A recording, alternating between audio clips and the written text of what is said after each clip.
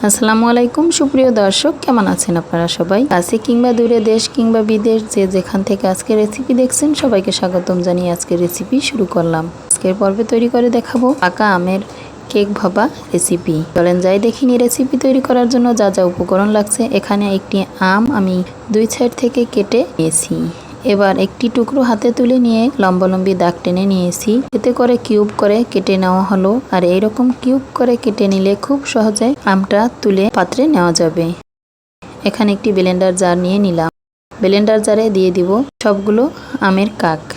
এরপরে এখানে টক দই অ্যাড করে নিব। আপনি যদি হাতে তৈরি টক দই ইউজ করে থাকেন তবে টক দইটা ভালোভাবে পানিটা ঝরিয়ে তারপরে এখানে অ্যাড করে দিবেন। আমি বাজার থেকে কিনে নেওয়া আলট্রা ফার্মেন্ট মিল্ক টক দই অ্যাড করেছি। আপনি যদি বাজার থেকে অন্য কোনো ব্র্যান্ড কিংবা হাতে তৈরি টক দই অ্যাড করেন অবশ্যই পানিটা ঝরিয়ে নেবেন। দেখতে পাইতেছেন এখানে কিন্তু কোনো পানি নেই। এখন আমি অ্যাড করে দিব স্বাদ মতো চিনি। চিনির পরিমাণটা আপনি আপনার পরিমাণ মতো নিয়ে নেবেন, আপনি যেভাবে মিষ্টি পছন্দ করেন। খুব সুন্দর একটি সুগন্ধযুক্ত হওয়ার জন্য এখানে একটি এলাচ অ্যাড করে দিলাম। স্বাদ মতো লবণ অ্যাড করে দিয়ে ব্লেন্ডার করে নিব।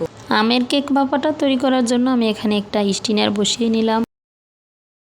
আগে থেকে একটা পেপার কাটিং করে এখানে অ্যাড করে নিয়ে কিছুটা তৈল অ্যাড করে দিয়ে ব্রাশ করে নিব পেপারে, যেন তৈলটা লেগে যায়। এরপরে এখানে আগে থেকে তৈরি করে রাখা উপকরণ অ্যাড করে দিব।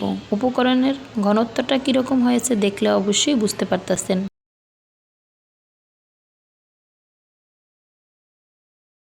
পেস্ট ঘনত্ব তৈরি করার জন্য আগে থেকে টক দইটা কিন্তু আপনি অবশ্যই পানিটা ঝরিয়ে নেবেন।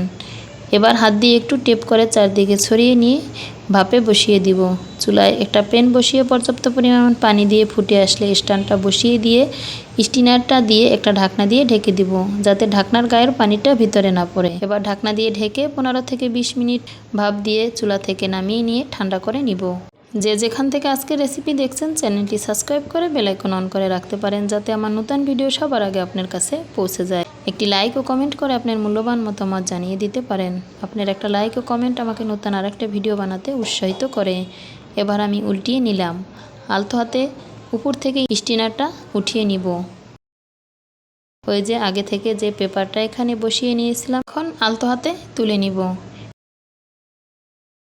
এরপরে এখানে সুন্দর একটা লুক দেওয়ার জন্য কিছুটা আম কিউব করে কেটে নিয়েছি আগে থেকে।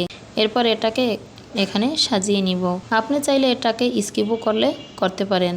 দেখতে পাইতেছেন আলতো হাতে আমি তুলে নিলাম। এরপরে তৈরি করে রাখা আম এখানে অ্যাড করে দিব। আমের কেক ভাপাটা দেখতে যতটা সুন্দর, খেতেও কিন্তু মাশাআল্লাহ অনেক মজার ছিল। আপনি একবার হলেও বাসায় ট্রাই করে দেখতে পারেন।